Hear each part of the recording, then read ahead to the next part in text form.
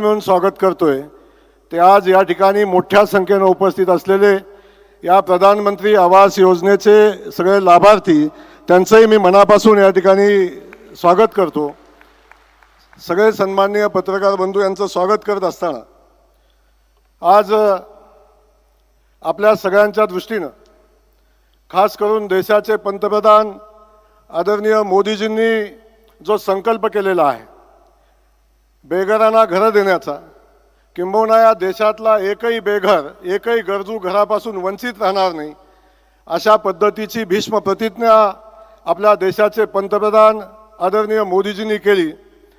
आणि तोच संकल्प पुढे घेऊन आमचे महाराष्ट्राचे मुख्यमंत्री आदरणीय देवेंद्र फडणवीस साहेब यांनी आजपर्यंतच्या महाराष्ट्राच्या नव्हे देशातल्या इतिहासातलं एका राज्याला एवढं मोठं उद्दिष्ट आजपर्यंत कधी मिळालं नव्हतं। परंतु मुख्यमंत्री महोदयांनी केंद्रीय मंत्री शिवराज सिंग चौहान साहेबांच्या सोबत बैठक केली आणि या महाराष्ट्राची परिस्थिती समजावून सांगत असताना 20 लाखाचं खूप मोठं उद्दिष्ट प्रधानमंत्री आवासचं मिळवून दिलं।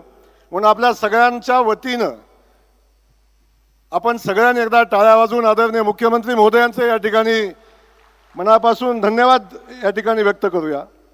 आणि हे करत असताना मला आज सांगताना आनंद होतो की आज प्रधानमंत्री आवास योजनेच्या 20 लाख लाभार्थ्यांचा मंजुरी पत्र प्रदान करत असताना बालेवाडीला मुख्य कार्यक्रम होतोय। पण बालेवाडीला कार्यक्रम होत असताना आज आमच्या प्रत्येक जिल्हा परिषदेमध्ये हा कार्यक्रम होतोय की ज्या ठिकाणी पालकमंत्री महोदय त्या कार्यक्रमाचं अध्यक्षस्थान स्वीकारलेलं आहे आणि त्या ठिकाणी प्रत्येक ठिकाणी 1000 लाभार्थी त्या ठिकाणी उपस्थित आहेत। हाच कार्यक्रम पंचायत समितीमध्ये होतोय, त्या ठिकाणी आमचे आमदार महोदय उपस्थित आहेत आणि त्या पंचायत समितीमध्ये लाभार्थ्यांचा सन्मान करण्याचं काम आमचे त्या ठिकाणचे लोकप्रतिनिधी करतायत। आणि सगळ्यात महत्त्वाचा काय असेल तर पहिल्यांदा या महाराष्ट्राच्या इतिहासामध्ये आज प्रत्येक लाभार्थी आम्ही सन्मानानं ग्रामपंचायतीमध्ये बोलवलेला आहे। प्रत्येक 28,000 ग्रामपंचायतीमध्ये आज ग्रामसभा होते आणि त्या ठिकाणी आपला हा जो कार्यक्रम आहे तो 28,000 ग्रामपंचायतीमध्ये लाईव्ह दाखवला जातोय। त्या ठिकाणी सगळे लाभार्थी त्या ठिकाणी उपस्थित आहेत आणि सगळ्या लाभार्थ्यांचा सन्मान करून त्यांना मंजुरीपत्र प्रदान करण्याचं काम आज प्रत्येक गावामध्ये चालू आहे आणि याचा मला मनापासूनचा आनंद आहे। साहेब, आपण जो उद्दिष्ट दिलेलं होतं ग्रामविकास खात्याच्या साठी आपण 100 दिवसामध्ये जे उद्दिष्ट आमच्या सगळ्यांच्या समोर ठेवलं होतं आणि ते उद्दिष्ट 100 दिवसामध्ये पूर्ण करायचं होतं। आमच्या ग्रामविकास खात्याला अभिमान आहे की आम्ही 100 दिवसाचं उद्दिष्ट 45 दिवसात कंप्लीट केलं।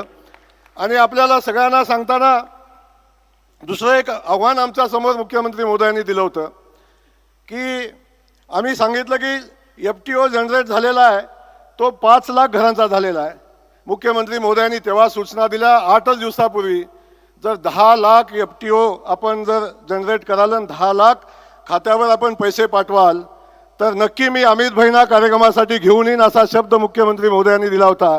मुख्यमंत्री महोदय, आम्ही तेही उद्दिष्ट पार केलं आणि आज मला आनंद आहे की आज देशाचे गृहमंत्री आपल्या सगळ्यांचे नेते आदरणीय अमित भाईंच्या हस्ते या मंजुरीचं पत्र प्रदान आपण सगळ्यांना करतोय आणि आपण 10.5 लाख घरांचा पहिला हप्ता आज आपण या ठिकाणी देतोय। हे सगळं करत असताना महाराष्ट्र सरकारच्या वतीनं मुख्यमंत्री महोदयांनी दिलेल्या सूचनेनुसार आत्तापर्यंत आम्ही घरकुलाच्या या सगळ्या गोष्टी कंप्लीट करत असताना नव्यानं ज्या लोकांना घरकुल मिळालं नाही त्या लोकांचा सर्वे करण्याच्या सूचना दिलेल्या आहेत। त्यामुळे महाराष्ट्रामध्ये खात्रीने आम्ही सांगतो की आता महाराष्ट्रातला एकही बेघर घरा वाचून राहणार नाही अशा पद्धतीच्या सूचना माननीय मुख्यमंत्री महोदयांनी दिलेल्या आहेत आणि त्या अनुषंगाने आम्ही काम करतोय। या ठिकाणी मला सांगताना अजून आनंद होतो, आता ज्यांच्याकडे जागा आहे त्यांचं घरकुल आपण देतोय, ते घरकुल तयारही होईल। पण ज्या लोकांच्याकडे जागाच उपलब्ध नाही अशा लोकांना जागा उपलब्ध करून घरकुल बांधून देण्याचा संकल्प महाराष्ट्र सरकारच्या वतीनं आम्ही केलेला आहे आणि त्यासाठी पंडित दीनदयाळ उपाध्यायांच्या नावे एक लाभार्थींना जमीन खरेदीसाठी एक शासनानं योजना चालू केलेली आहे, जी अर्धा गुंठ्याला 50,000 रुपये आम्ही पूर्वी देत होतो. आता अर्धा गुंठा खरेदी करण्यासाठी 1,00,000 रुपयाची रक्कम आम्ही लाभार्थ्यांना देण्याचा निर्णय घेतलेला आहे आणि त्यासाठी शासनानं अनेक निर्णय घेतले. गायरानाची जागा घरकुलासाठी उपलब्ध करून देण्याचा निर्णय मुख्यमंत्री महोदयांनी घेतला आहे आणि त्याचसोबत अगदी गावठाणाची जागा उपलब्ध करून देण्याचा निर्णय घेतलेला आहे. त्यामुळे मला खात्री आहे या महाराष्ट्रातला एकही बेघर घरापासून वंचित राहणार नाही. या सगळ्या गोष्टी आदरणीय मुख्यमंत्री महोदयांच्या, माननीय दोन्ही उपमुख्यमंत्री महोदयांच्या मार्गदर्शनाखाली आम्ही सगळे मिळून करतोय.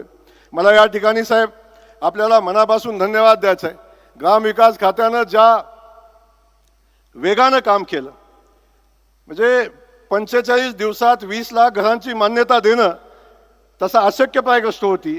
परंतु आमचे सचिव असतील, आमचे सगळे CO असतील, आमच्या सगळे BDO असतील, या सगळ्यांनी, आमचे विभागीय आयुक्त सगळे त्या योजनेमध्ये सहभागी होते, आमचे मंत्री महोदय राज्यमंत्री होते.